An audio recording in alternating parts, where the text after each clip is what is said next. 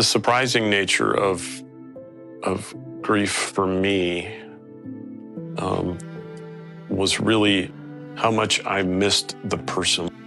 It wasn't that they're missing out on stuff, it's that I'm missing out on them. I was invited to an event that both of us normally would have gone to. And I saw a group of our friends that I hadn't seen in a bit, they're with their husbands and their wives, and I was by myself, So there was a sense of emptiness. I knew it would be hard, but I just missed her so much. I didn't expect it to be so intense, and it was. But nothing I could do other than cry. The thing that I dreaded the most was the fact that I would be alone.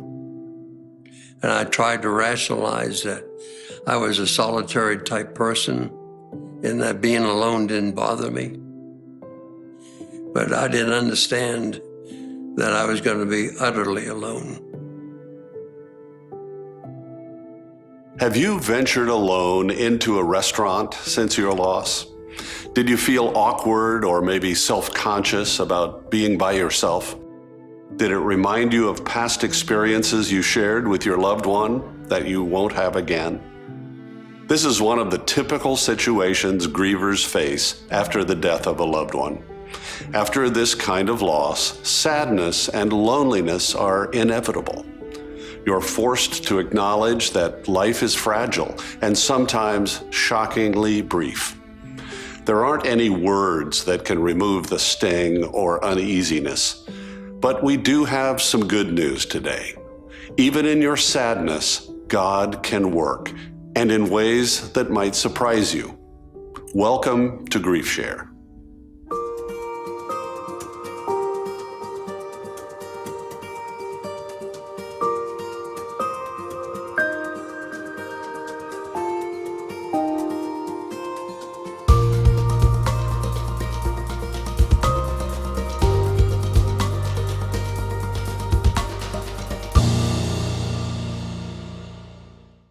The death of a loved one leaves a hole in your network of relationships. There's one less person to share your good news, your concerns, or talk to about the things that really matter to you. So at least initially, you will probably struggle with loneliness. I had no purpose, nowhere to go, nothing to do. I had lost my companion of 55 years. The weekends were the hardest parts, and that's because my husband and I were together on the weekends. We liked to spend the weekends doing fun things. The last 20 years of our life, we were tight. We never were apart. So all of a sudden, I'm just alone. After he died, my Saturdays were just me. And I could sleep in all I wanted. And if I wanted to go to breakfast, I could, but it wasn't the same as doing it with him. Figuring out how to deal with loneliness can be a real challenge. There are any number of unhealthy ways you might be tempted to numb the pain of loneliness.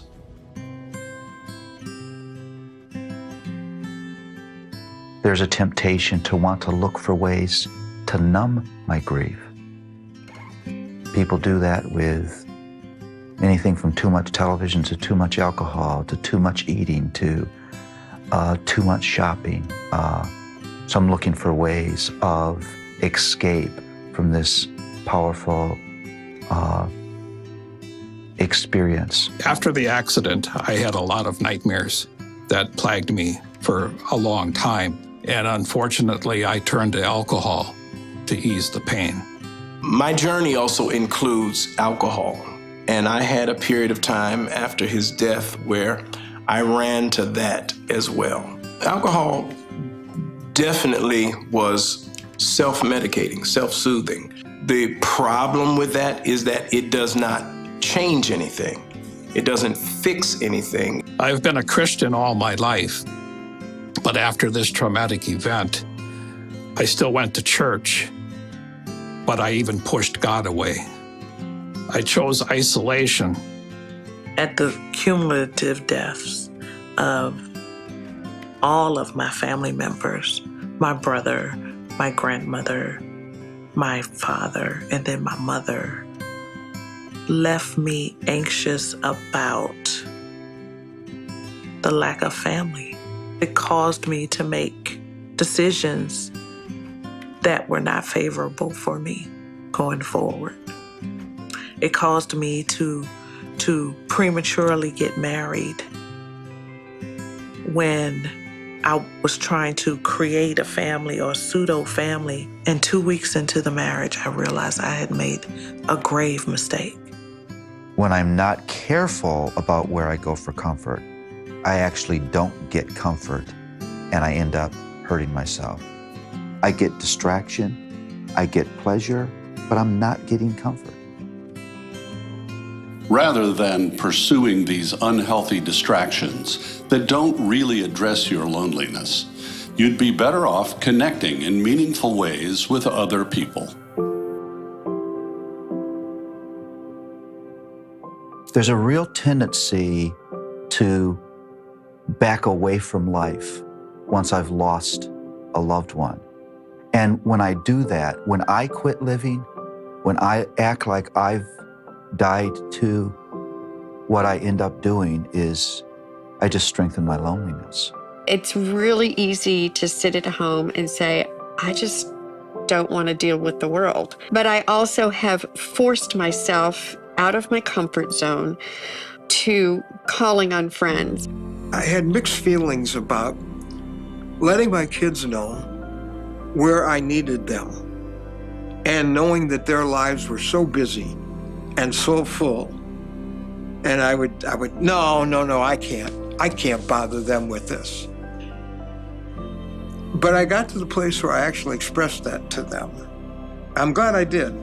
You have to be somewhat proactive and not just wait for people, especially in the early stages. Take advantage of the resources around you. And then be that for somebody else. That'll do wonders for you. At work, I was able to go back to meeting with colleagues at lunch, having conversations about life, about things that interested me, sports and movies and exercising, things that before my mom and dad's passing were really big in my life that I had no desire to be involved with anymore after their passing. I have grandkids, so I go to ball games. I still go to their activities. I go to friends' activities. My girls now, we tend to plan things on Saturdays on purpose, no matter what it was. Go to a movie, go to dinner, something. Just something on the Saturday to look forward to. Making connections with other people is obviously an important strategy for dealing with loneliness. But we shouldn't forget another equally important, but sometimes forgotten strategy, drawing closer to God. After all, we are designed to have a relationship with Him. I didn't want to stay in isolation, but because I knew I would be alone at times, I wanted to value that time alone and create it as a place of solitude with the Lord. People can comfort you, but at the end of the day, you're alone with yourself. But God will never leave you. God isn't afraid of suffering. He took on a human body in the person of Jesus.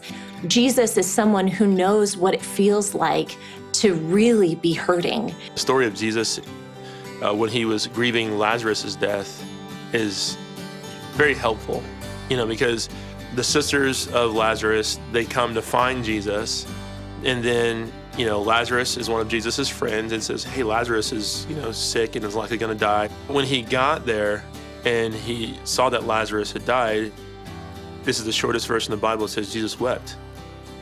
Why is the one who's the resurrection and the life crying and weeping when he's gonna raise Lazarus from the dead? But he still has the emotions of grief.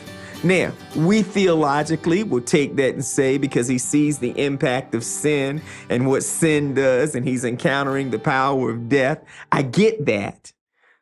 But he wept. He wept. I'm glad I've got a Savior who cries with me. Even though he knows there's going to be resurrection, he weeps. I can trust him because he's not someone who has just a theoretical knowledge of what it means to be hurting. He's lived it, and he can join me in mine as the friend who understands and the person who's committed to walking with me through my sorrow to the very end. Although it's true that life will eventually feel more stable or routine, don't be surprised when reminders of your loss trigger some bouts of sadness every once in a while. In session 2, we talked about unexpected triggers for sadness that we called grief ambushes. Now we'd like to focus on triggers for sadness you will probably be able to predict, like our earlier example of going into a restaurant you frequently enjoyed with your loved one. Other common triggers might be the anniversary of your loved one's death, birthdays, and holidays. Here are some strategies for handling these triggers. Bitter and sweet travel side by side in grief. And so as the calendar rolls on, we will have special days, holidays that we have to go through. And they seem to come back year after year. It's funny how they do that. How do we deal with that? How do we plan for it? I know that sounds strange, but plan for it. After a while, you sort of learned your own grief style as it relates to those days. You know, one of the things that I didn't expect was that the day before a holiday seems to be worse than the holiday itself. The anticipation of what it might be like. And not even just holidays, but birthdays, anniversaries, all of those special days. I've tried to have plans in place for things like birthdays and anniversaries so that I have some way to memorialize the event. I call them milestone days. That's important dates, like our anniversary, his birthday, the anniversary of his death. I've tried to create those days to be special and create different things that we do on those days. I really try to make those days more special and not so sad, because when Eric lived on this earth, he did live and he was fun and he made everyone laugh. And so I try to plan things for myself, for my kids. We go away, we do something fun, and at the end of the day, I'll say something like, "We love you and we miss you." I think that honors his life more than just sitting and being sad that he's gone, but by living life. So I try to do that. When it comes to Thanksgiving and Christmas, you could look for a Surviving the Holidays event to attend, either in person or online. Go to www.griefshare.org/findagroup. Sometimes sadness is so sudden, so intense, or so new to you that it disorients you, and it can be hard to see a way forward. When that happens, grief counseling might help you think more clearly about your options.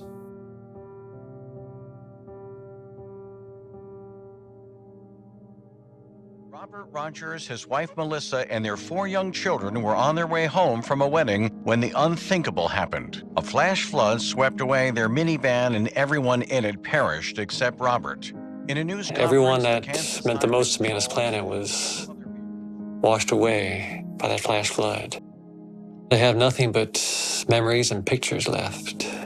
Alone in my house was just so starkly silent. I especially missed so much of Melissa's passion. I missed her smile. I missed her laugh.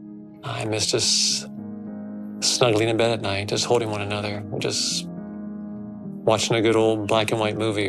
It just felt so odd climbing into our bed without her there. It felt empty. It was so tough to wake up in bed and realize she's not there, and she never will be. And here I am alone. In order to deal with his deep sadness, Robert sought professional grief counseling. I learned that it's important to be transparent, not to hold anything back, that tears can be healing, that grief is very unique and very intricate, that it truly is like peeling back layers of an onion, that each layer brings forth tears and different emotions, that if we hold it in, it'll hold us back. I mean, I know, spiritually speaking, the devil desires our downfall, but God desires our development. And so through the counseling, it helped me look through the pain or past the pain and look for the purpose. What's God trying to develop through me? What does he want to bring through this? I just learned that just because I'm not married anymore, just because I'm not a father anymore, it doesn't mean that I'm half a person. I'm still a full, living, breathing person, and I have to take care of me and spirit and soul and body. So I had to trust that the death of my loved ones wasn't the death of me. Sometimes sadness can become so unrelenting and overwhelming that it disrupts your life to such a degree that you may be struggling with depression. Grief is a process. It's a normal human reaction. However, we need to also be mindful that sometimes it may take a downturn. Experiencing the loss of a loved one will naturally create sadness. But you can somehow function. With depression, there is not only sadness, it's lack of interest, lack of energy, and it leads to lack of functioning on your daily activities. Well, I love to go for walks. I occasionally run. I love reading newspapers, reading books. I had stopped pretty much all of that, and I was just in my living room with the television on the couch, the lights off or dimmed. And it wasn't until I heard myself answer one of my wife's questions with "I don't care," and then dwell on how long have I been saying "I don't care," which my wife said, "You're pretty much saying I don't care to every question that I ask you." But there are other signs. If at least for 2 consecutive weeks, every day, all day, constantly, you're feeling irritable, your sleeping has changed, your appetite has changed, there is a sense of worthlessness, a sense of hopelessness, you're isolating from everybody. You've probably noticed that grief and depression can feel similar. Sadness, crying a lot, increased irritability, and changes in your sleeping and eating patterns can be part of either grief or depression. However, in grief, your sadness will come in waves. Sometimes you'll feel really bad, but at other times, you'll find yourself laughing at something you remember about your loved one. Having friends around usually helps to lighten your mood when you're grieving. There's a recognition that eventually the emotional turmoil will subside. When people are depressed, they tend to isolate themselves because of nagging thoughts of worthlessness and self-criticism. A sense of hopelessness is often a part of depression. While grief can feel overwhelming, it's not the same as depression. But if you have any doubts about whether you're also depressed, talk with a physician or mental health professional. Counseling, I think, can be very helpful. Depression, almost by definition, doesn't allow you to see things outside of yourself. And a counselor has the ability to stand outside of yourself, to be another voice, to help you begin to consider things that you may not be seeing. There may be times when you are working really hard to overcome these automatic thoughts, and yet you are still struggling with these depressive symptoms. Well, at that point, it may mean that you need a medication to just help you along. And a medication is not a magic pill. It's not like it's going to flip a switch on or off. It really can help with the biology so that you can even access the therapy in a better, more meaningful way. And when those two things come together synergistically, then we see better outcomes. Sometimes depression can take an even more drastic turn for the worst.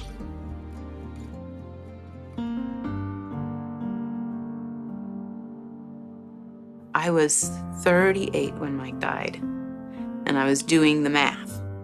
Be like, well, the women in my family live a long time. My great-grandmother and now my grandmother have lived into their 90s, which means that I have more of my life ahead of me than is already passed, and I'm spending it alone. This is all there is.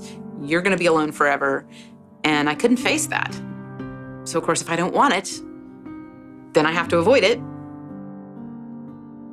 There was a little bit of an idea that it wasn't fair that Mike got to go to heaven and be with the Lord, and I got stuck with all the hard work. And I couldn't do it, that I was gonna make a mess of it. So that was that fearful thought of, well then, you know, I wanna bail because it's too hard, it's too much. When I was struggling also with the urge on a daily basis to take my own life because I thought that God didn't exist and I thought there was no hope and no reason to go on living, wasn't because I was fueled by recklessness. It wasn't because I was trying to be irresponsible or didn't care about other people and other people's feelings. It was because the prospect of living was dreadful and felt like such deep darkness. I knew that suicide was a horror, but I was drawn towards it because it seemed like the only escape from something that was worse. That's a very dangerous thought. So that's the moment where immediately we need to seek professional help. To find help and support, call your physician, pastor, or contact the Suicide and Crisis Lifeline using the digits 988. Even if it doesn't feel like it, there is always hope. At a time like this, you would benefit from God's point of view as you deal with your grief. But you might also not feel comfortable approaching Him in your current state of mind. Rest assured, God knows about that struggle too. When pain is near, God often feels far. And in the midst of grief, we're wondering, what am I doing wrong? Or sometimes we can even get upset because for the first time in our life, it feels like heaven has a hostage. And I think this is where throughout Scripture, we see an invitation to be honest about that. I found in the Bible that, especially reading through the Psalms and listening to some of the problems that David dealt with in the Psalms, that there was an expression of what I was going through as an individual. And I could pray some of the same prayers. I could take that scripture and talk to God about it and say, yeah, I'm feeling cast down today, God, and I just need your help. When we think of Psalms, we think of praise. We think of praise songs, you know, but that's really like the smallest kind of psalm that there is in the book of Psalms. The majority of the Psalms are Psalms of lament. that there are Psalms where people are crying out to God about their suffering and their pain and their confusion and their frustration. It's okay to cry out to God. It's okay to be in a place of suffering and to express that. It doesn't mean that you have a lack of faith. If anything, the fact that you're taking your suffering and your pain to God means that you have faith, because you're taking those things to the one person that you believe can meet you in that. I used to think lament was complaining and grumbling. And I knew the Bible said you shouldn't complain and grumble, which is why I didn't lament, honestly. But then I learned that grumbling is talking about God, and lament is talking to God. And so when we grumble, we're saying to everybody else, God let me down. God wasn't there for me. And when we lament, we say, God, I feel like you let me down. You weren't there for me. And just like a relationship with a friend or a spouse, when we talk about them, it creates huge distance. But when we talk to God, it draws us to Him. Reading through the Psalms was a huge part of what brought me comfort.